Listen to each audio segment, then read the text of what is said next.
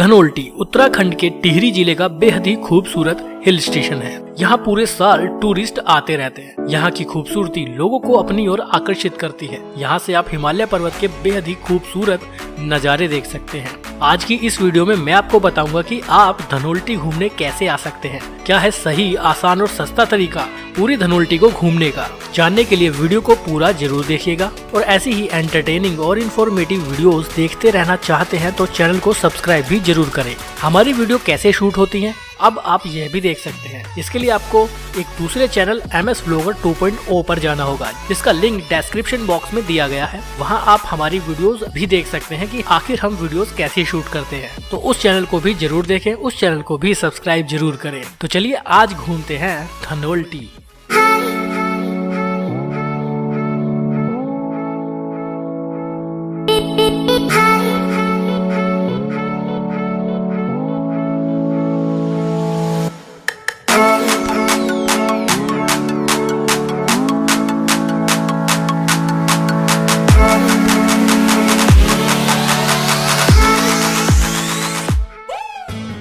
तो सबसे पहले बात करते हैं कि धनोल्टी कैसे पहुंचा जाए। अगर आप बाई फ्लाइट आना चाहते हैं तो धनोल्टी का नियरेस्ट एयरपोर्ट देहरादून में है। देहरादून एयरपोर्ट से धनोल्टी के बीच की दूरी लगभग 85 किलोमीटर है और देहरादून एयरपोर्ट से धनोल्टी आने के भी दो रास्ते हैं। आप चाहें तो वाया देहरादून मसूरी होते हुए आ जाइए तो आपको 85 किलोमीटर तय करना पड़ेगा, और आप चाहें तो नरेंद्र नगर चंबा होते हुए भी धनोल्टी पहुँच सकते हैं, तब आपको 92 किलोमीटर ट्रेवल करना पड़ेगा। इसके लिए आपको देहरादून एयरपोर्ट से टैक्सी अवेलेबल हो जाएगी जो 2000 से 2200 रुपए चार्ज करेंगे।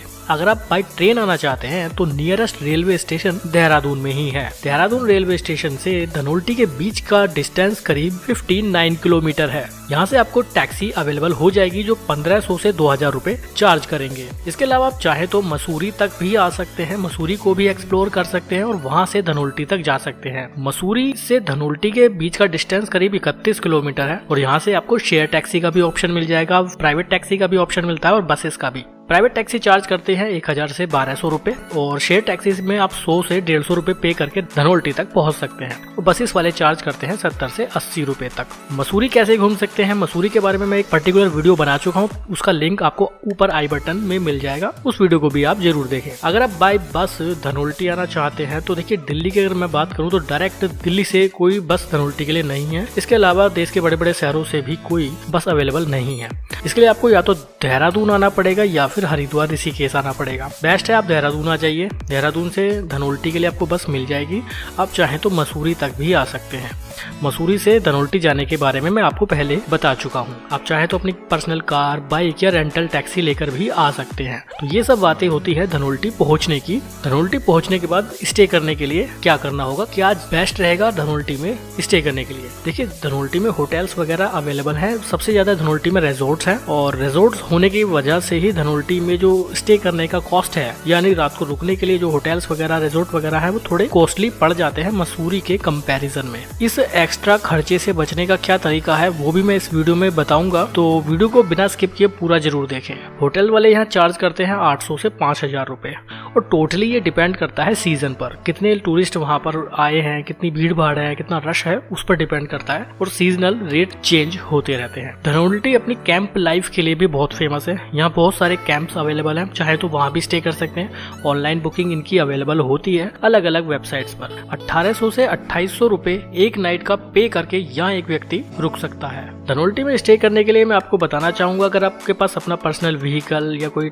आप टैक्सी लेकर आए हैं या अपनी बाइक है तो आप प्रॉपर धनोल्टी में स्टे ना करके 3-4 किलोमीटर के रेडियस में कहीं भी रुक सकते हैं। यहाँ आपको कम कॉस्ट में अच्छे रिजॉर्ट्स, अच्छे होटल मिल सकते हैं। दूसरा, यहाँ से जो व्यूज आप देखेंगे धनोल्टी के, वो बेहद खूबसूरत रहने वाले हैं। बात साइट सीन की कर लेते हैं। देखिए, धनोल्टी में बहुत ज्यादा जगह तो नहीं है घूमने के लिए, लेकिन धनोल्टी तक पहुँचने का जो रोड साइड एडवेंचर है वो अपने आप में बेहद ही खास होता है। जो रास्ते मसूरी से धनोल्टी तक जाते हैं, या कह लीजिए देहरादून से धनोल्टी तक जाते हैं, या कह लीजिए चंबा से धनोल्टी तक जो रास्ता आता है, सभी रास्तों पर आपको जो नेचर की ब्यूटी देखने के लिए मिलेगी, जो लैंडस्केप आपको देखने के लिए मिलेंगे, हिमालय पर्वत के जो खूबसूरत नज़ारे देखने के लिए मिलेंगे, वो अल्टीमेट होंगे। और धनोल्टी तक पहुंचने तक का आपका ये सफर बेहद खूबसूरत रहेगा। आपका मन करेगा कि आप जगह जगह रुके और नेचर को एंजॉय करते हुए ट्रिप करें, और यही सबसे अच्छा तरीका होता है। आप इस 30 से 35 किलोमीटर किलोमीटर की जर्नी को मसूरी से धनोल्टी तक की, इसको आप आराम से करें। जितना समय देंगे उतना ज्यादा एंजॉय कर पाएंगे।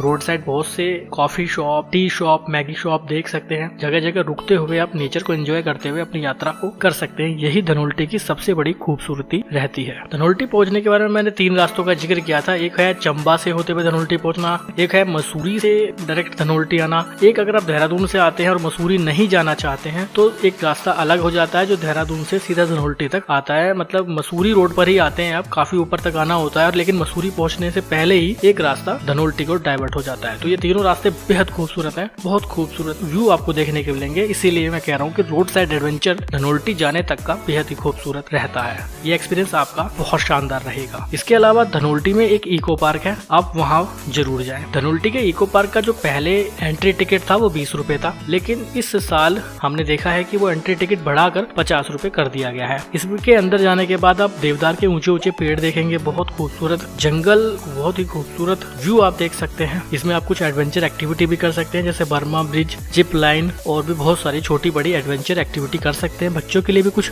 एक्टिविटीज इको पार्क में चलती रहती हैं। डिपेंड सीजन पर करता है कि आप किस सीजन में जाते हैं। जितनी भी एडवेंचर एक्टिविटी इको पार्क के अंदर होती है, इन सभी के चार्जेस अलग अलग रहते हैं जो एंट्री टिकट से एक्स्ट्रा रहते हैं। इसके अलावा आप धनोल्टी में सरकुंडा देवी टेम्पल तक भी जा सकते हैं। सरकुंडा देवी टेम्पल और धनोल्टी के बीच का डिस्टेंस करीब 5 किलोमीटर है। यह मंदिर बहुत पुराना है और माता सती को समर्पित है और इस मंदिर का इतिहास बेहद पुराना है। यहाँ तक पहुँचने के लिए आपको धनोल्टी से कुछ शेयर टैक्सी के भी ऑप्शन मिल जाएंगे। इसके अलावा अपने पर्सनल व्हीकल से भी यहाँ तक आ सकते हैं। रोड साइड ही कार पार्किंग यहाँ पर रहती है। उसके बाद आप रोड से ही एक ट्रैकिंग शुरू होती है जो करीब 1.5 से 2 किलोमीटर का ट्रैक है। उसे आपको पैदल ही तय करना पड़ेगा। आप चाहे तो खच्चर से भी इस दूरी को तय कर सकते हैं। इसके अलावा वहाँ रोपवे का भी निर्माण कार्य चल रहा है।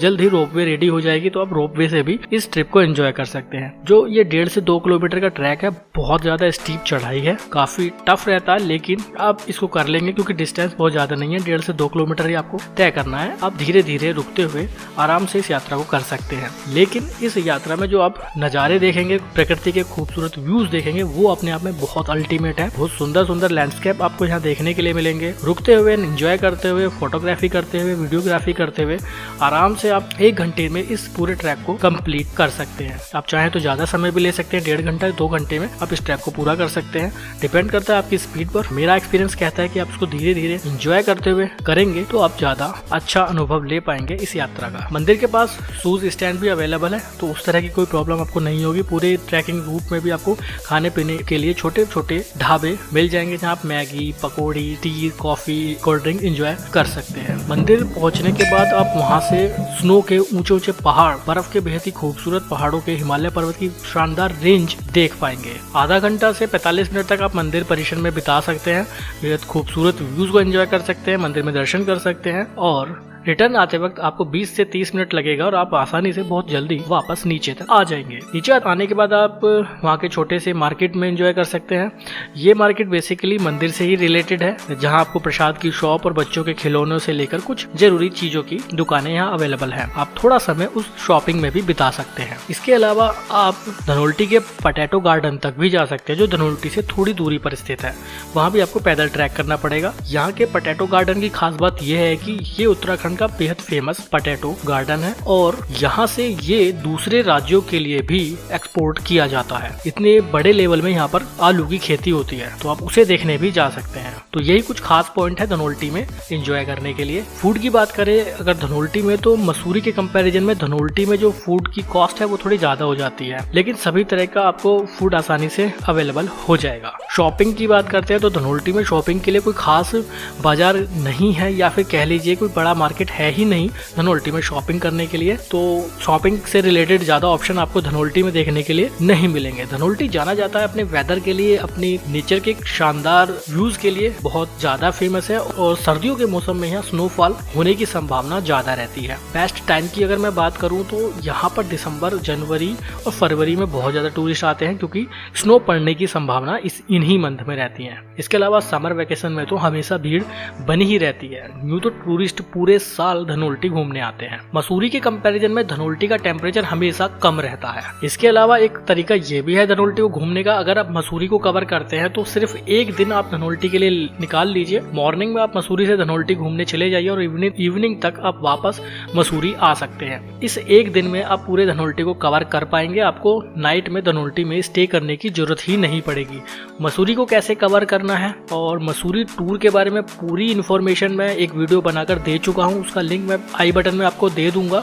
उस वीडियो को भी जरूर देखिएगा। उसमें एक दिन एक्स्ट्रा जोड़ के आप पूरे धनोल्टी को कवर कर पाएंगे। ये सबसे बेस्ट तरीका रहता है धनोल्टी को घूमने का, अगर आप नाइट स्टे धनोल्टी में नहीं करना चाहते हैं तो। बजट की अगर बात करें तो बजट धनोल्टी का भी बहुत ज़्यादा नहीं रहेगा। यहाँ सबसे महंगा जो रहता है यहाँ के रिजॉर्ट्स यानी नाइट स्टे, यहाँ का थोड़ा कॉस्टली हो जाता है। इसके अलावा इको पार्क आप जाएंगे तो 50 रुपये एंट्री टिकट देना होता है। सरकुंडा देवी जाते हैं तो पैदल ट्रैक है, कोई आपको एक्स्ट्रा पे नहीं करना पड़ेगा। और पोटैटो गार्डन जाते हैं तो वहाँ भी आप पैदल जा सकते हैं। तो कुछ 2-4 यहाँ पॉइंट्स हैं जिनको आपको कवर करना होगा। बाकी नेचुरल ब्यूटी को एंजॉय करने के लिए आपको पूरा दिन यहाँ पर रहेंगे तो आप एंजॉय कर सकते हैं। नाइट लाइफ में धनोल्टी में कुछ नहीं है, तो इसीलिए मैं बोल रहा हूँ कि आप पूरा दिन एंजॉय करने के बाद रिटर्न मसूरी पहुँच सकते हैं। तो आपकी ट्रिप ज़्यादा कंफर्टेबल और बजट फ्रेंडली रह पाएगी। अगर आप सिर्फ धनोल्टी को घूमना चाहते हैं और अपनी ट्रिप प्लान इस तरह कर रहे हैं कि आपको मसूरी कवर नहीं करना है, तो 5 से 6 हज़ार में आप आसानी से पूरे धनोल्टी को कवर कर पाएंगे। जैसा कि मैं सभी वीडियोस में बताता हूँ, अगर आप शेयरिंग व्हीकल्स को यूज करते हैं, बसेस, ट्रेन को यूज करते हैं तो आपका बजट बेहद कम रह सकता है। अगर आप फ्रेंड्स हैं, ग्रुप में है तो भी आप काफी कम बजट में घूम सकते हैं। बट मेरे हिसाब से धनोल्टी में स्टे करने की जरूरत नहीं है। लेकिन अगर आप कैंपिंग करना चाहते हैं, कैंप लाइफ को एंजॉय करना चाहते हैं तो धनोल्टी में आप स्टे कर सकते हैं किसी कैंप रिजॉर्ट में, जहां आप कुछ नाइट एडवेंचर भी कर सकते हैं। यही एक कारण रहता है धनोल्टी में स्टे करने का। अदरवाइज आप पूरा दिन धनोल्टी घूमने के बाद वापस मसूरी जा सकते हैं। तो ये थी धनोल्टी टूर की फुल इन्फॉर्मेशन। कैसी लगी वीडियो कमेंट बॉक्स में जरूर बताइएगा। वीडियो को ज्यादा से ज्यादा लाइक शेयर जरूर कीजिएगा। ऐसे ही इंटरटेनिंग और इन्फॉर्मेटिव वीडियोस लगातार आपके लिए बनाते रहेंगे, तो प्लीज वीडियो को लाइक जरूर करें, एक अच्छा सा कमेंट जरूर करें ताकि मुझे भी मोटिवेशन मिलता रहे कि ऐसी ही वीडियोस मैं आपके लिए बनाता रहूं। बहुत बहुत धन्यवाद।